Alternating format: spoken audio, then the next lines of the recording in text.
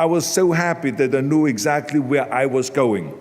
From that moment on, everything that I did, no matter how hard I had to work or how much I had to struggle, it didn't matter. It was a wonderful joyride because I knew what the purpose was and I found my passion.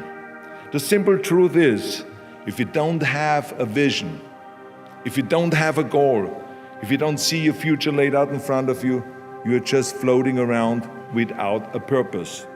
And I think that the numbers speak for themselves. This is why so many people around the world are unhappy with their jobs.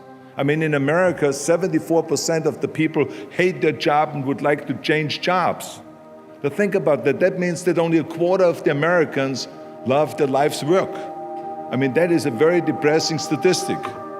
I always smiled when I worked, no matter how hard I worked. I always had a great time, no matter what I did. It didn't matter if it was in bodybuilding, or if it was in the movies, or if it was as governor.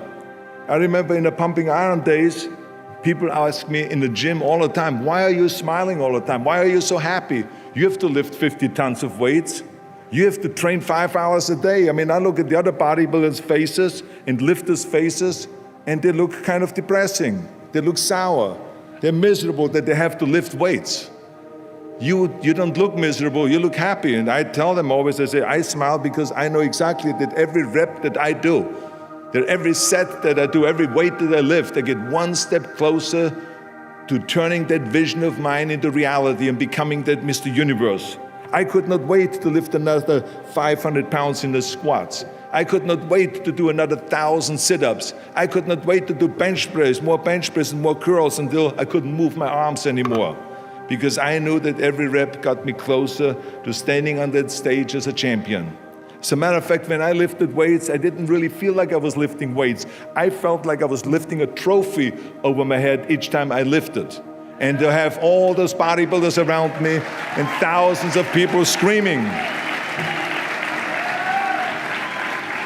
And I tell you that this vision didn't just help me in bodybuilding, it helped me with everything, like I said. I remember in the movie business, there was many times stunts that I had to do where I got hurt, where I was in pain, in agony, and had to do it over and over again.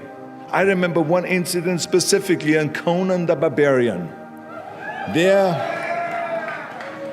I was crawling on all four, on rocks, over rocks and gravel, holding my sword right in front of me. And as I was crawling, the camera followed me, and it was around 30 feet that I crawl on those rocks and this gravel. And eventually, after 10 takes, my elbows and my knees started bleeding and hurting. And the director came to me sheepishly and said to me, he says, do you mind if we do another take? I need a close-up of you. And I said to him, no, I don't mind at all. I said, go and do as many takes as you want. He says, no, I don't want to do that because I know you're in pain, you're bleeding. I said, no, I don't feel any pain. I said, the only thing I see is the finished scene. I see the finished scene of me crawling on all four with my sword in the front, crawling up and sneaking up behind Thulsa Doom, the main villain of the Conan movie that killed my parents, and rising up behind him and cutting his head off. That's what I see.